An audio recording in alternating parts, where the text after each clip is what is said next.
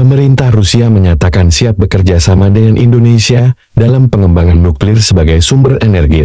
Hal tersebut disampaikan Duta Besar Rusia untuk Indonesia Sergei Tolchenov dalam pengarahan pers di Jakarta, Selasa 20 Agustus 2024, sebagaimana dilansir Antara. Kami tinggal menunggu pihak Indonesia untuk menentukan apa yang mereka cari dan bagaimana kita dapat melanjutkan kerjasama bilateral ini, kata Tolchenov. Tolchenov menyampaikan, pembicaraan kerjasama penggunaan nuklir sebagai sumber energi antara Indonesia dan Rusia sudah berlangsung cukup lama.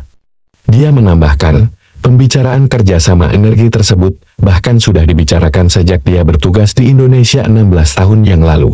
Bahkan pada saat itu, para menteri dan lembaga terkait di Indonesia sangat antusias untuk membahas masalah pendirian sesuatu yang kami sebut sebagai reaktor modular kecil, tutur Tolchenov. Dia menambahkan, Menteri Koordinator Bidang Perekonomian Airlangga Hartarto juga sudah membahas kerjasama tersebut dengan Rosatom saat berkunjung ke Moskwa pada Juni. Rosatom adalah perusahaan energi atom negara milik pemerintah Rusia yang memiliki strategi untuk mengembangkan pembangkit rendah karbon, termasuk tenaga angin.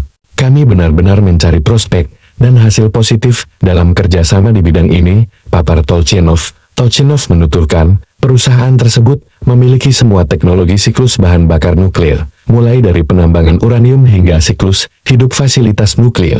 Presiden Prabowo Subianto mengungkap, proyek besar Indonesia membangun reaktor nuklir dengan memanfaatkan sumber mineral penting yang ada di dalam negeri. Hal itu ia sampaikan dalam acara Indonesia Brazil Business Forum yang berlangsung di Copacabana Palace, Rio de Janeiro, Brasil, Senin 18 November 2024. Menurut Prabowo, Indonesia memiliki banyak sumber daya penting, seperti geotermal atau panas bumi, hingga cahaya matahari, yang dapat menjadi bahan baku menciptakan energi terbarukan. Prabowo juga menyebutkan, Indonesia memiliki banyak mineral penting yang bisa dimanfaatkan untuk membangun reaktor nuklir secara mandiri. Kami juga memiliki banyak mineral penting. Kami berencana untuk mendesain dan membuat reaktor nuklir secara mandiri, sehingga kami juga dapat bekerja bersama industri dari Brasil, kata Prabowo. Sebelumnya, pemerintah membentuk Nuclear Energy Program Implementation Organization (NEPI) atau Organisasi Pelaksana Program Energi Nuklir. Menurut Enia Listiani Dewi, Direktur Jenderal Energi Baru Terbarukan dan Konservasi Energi IBTKE, pengesahan kebijakan energi nasional KNY menjadi dasar dimulainya pembahasan ini.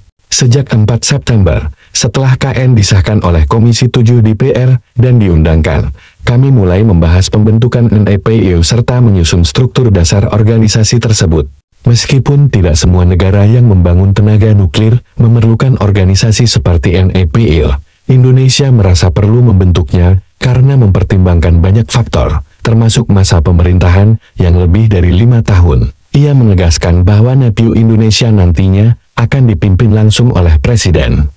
Kami ingin menciptakan organisasi yang ramping, namun efisien. Pertemuan tersebut menghasilkan beberapa konsep alternatif yang nantinya akan dikonsultasikan lebih lanjut dengan Menteri SDM Bahlil Lahadalia untuk pembahasan yang lebih mendalam dalam waktu dekat. Dalam KN, disebutkan bahwa pembangkit listrik tenaga nuklir direncanakan akan masuk dalam jaringan PLN pada tahun 2032 dengan kapasitas 250 MW.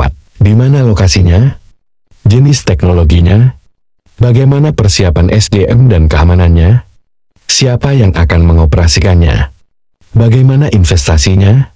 Semua pertanyaan ini akan dibahas lebih lanjut oleh NEPI setelah organisasi ini diresmikan melalui Perpres atau Kepres, jelas Enia. Apakah Indonesia akan memiliki sejarah baru tentang nuklir? Waktu yang akan menjawabnya. Terima kasih sudah menonton. Subscribe.